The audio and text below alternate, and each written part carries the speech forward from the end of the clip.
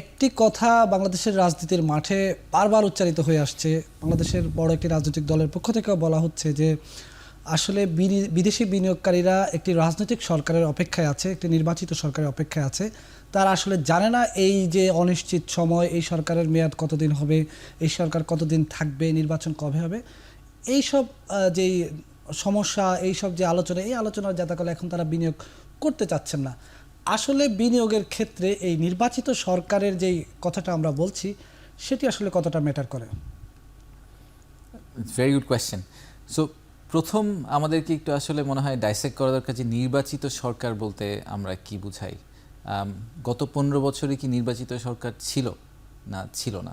It's a question back to you. আসলে আপনি এটা কিভাবে আনসার করবেন সেটা একটা ব্যাপার। নির্বাচিতের পাশাপাশি কিন্তু আমি রাজনৈতিক সরকারও বলেছি। আচ্ছা, যদি আপনি রাজনৈতিক সরকার বলেন, সেটা আমি রাজনীতির ভিতরে যেতেই চাই না। আমি এটাও বলতে চাই যে পৃথিবীর অনেক দেশ আছে যেখানে আসলে নির্বাচিত সরকারই নাই। সেই সব দেশেও কি ইনভেস্টমেন্ট হয় নাকি হয় না? সো আমার মনে হয় যে প্রশ্নটাকে যখন আমরা ফ্রেম করি, তখন আমরা ফ্রেম করি নির্বাচিত সরকার নাকি অনির্বাচিত সরকার, রাজনৈতিক অরাজনৈতিক। বিনিয়োগকারীর কাছে প্রশ্নটা অন্যরকম। প্রশ্নটা হচ্ছে যে এখন যা ঘটছে, পরবর্তীতে অন্য কেউ এসে এগুলা সব কিছুকে উল্টে ফেলবে কিনা। তো আমার প্রশ্নটা হচ্ছে আসলে যে তাহলে কি আমরা দেশ হিসাবে বা জাতি হিসাবে একটা পলিসি কন্টিনিউইটি অফার করতে পারি কি পারি না? সেটা এই সরকারই হোক, আগামী সরকারই হোক, তারপরে সরকারই হোক, যে কোনো বিনিয়োগকারীর জন্য এটা একটা ইম্পর্টেন্ট প্রশ্ন। এবং সেই কারণেই আমরা চেষ্টা করেছি যতদূর সম্ভব। বিনিয়োগ সম্মেলনে আপনি দেখেছেন যে রাজনৈতিক দলগুলোকে আমরা আলাদা করে এনে আলাদা মিটিং রুমে বসিয়েছিলাম যাতে বিনিয়োগকারীরা তাদের সাথে কথা বলতে পারেন। বিনিয়োগকারীরা যেই অ্যাসুরেন্সটা চান সেটা হচ্ছে যে যেই সরকারই ক্ষমতায় আসুক, সেটা একটা সরকার হয়তো আগামী বছর ক্ষমতায় আসবে, আবার তো 5 বছর পরে আরেকটা সরকার আসতে পারে। তাই যদি হয় তাহলে সেই সরকারের ব্যাপারে তো তাদের এখন কোনো ভিজিবিলিটি নাই। কেউ তো আসলে 3-4 বছরের জন্য ইনভেস্ট করে না, সে পারপিচুইটির জন্য ইনভেস্ট করছে। সে যেটা বোঝার চেষ্টা করছে যে বাংলাদেশি জাতি হিসাবে আমাদের এবং বাংলাদেশের যারা সরকার চালাবে, বাংলাদেশকে যারা গাইড করবে, সেই সোসাইটিটা আসলে ইনভেস্টমেন্টকে কিভাবে দেখে। তো সেই কারণে আসলে যেটা আমাদের পোর্ট্রে করা উচিত কনসিস্টেন্টলি, আমি মনে করি সেটা হচ্ছে যে দলমত নির্বিশেষে আমরা বিনিয়োগকে ওয়েলকাম করি। সেটাই আমাদের মেসেজ হওয়া উচিত। সেটা কোন দল ক্ষমতায় থাকবে, কোন দল বিরোধী থাকবে, that's not necessarily the primary objective here.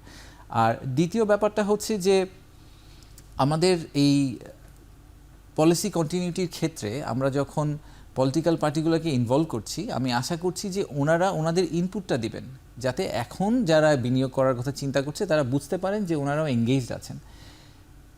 এই বছরের বিনিয়োগের যে সংখ্যাটা বা যেই স্ট্যাটটা আপনি দেখছেন, গত 5 বছরে কিন্তু আমাদের বিনিয়োগ ওভারঅল নোজ ডাইভ করছে। তখন কিন্তু আমরা যে বলি পলিটিক্যাল স্টেবিলিটি, সেই স্টেবিলিটি কিন্তু আমরা 15 বছর দেখে এসেছি, কিন্তু জিডিপি টু ইনভেস্টমেন্ট রেশিওটা আমাদের কনসিস্টেন্টলি ফল করেছে। সো ওই স্টেবিলিটিতে কোনো কাজ হয়নি।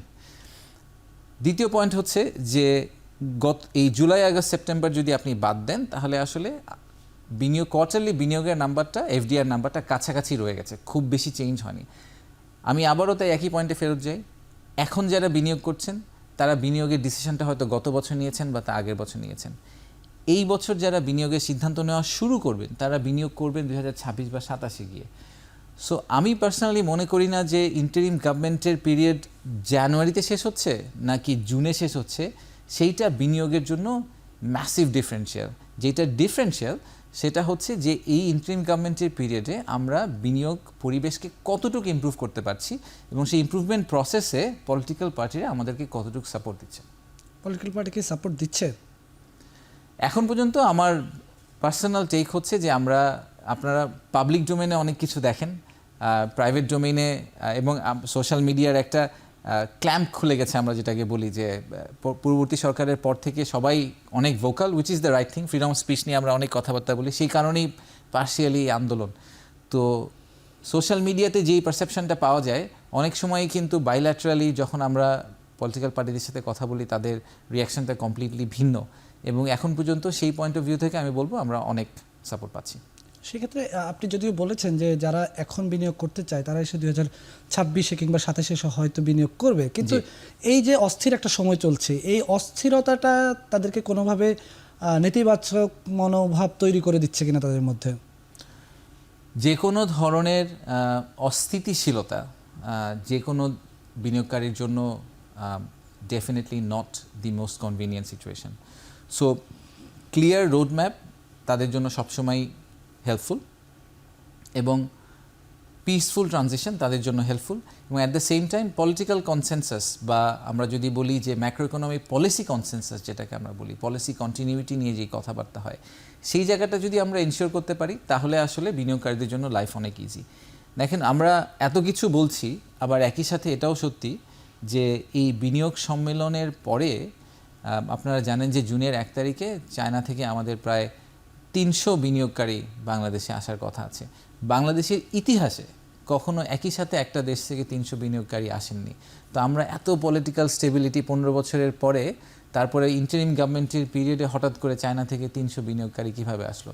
সো আমাদের যেই কজ অ্যান্ড ইফেক্টের যেই রিলেশনশিপটা আমরা কনস্ট্যান্টলি বিল্ড করার চেষ্টা করছি মেবি আমাদের অনেক অ্যাজাম্পশনে আসলে ভুল আছে।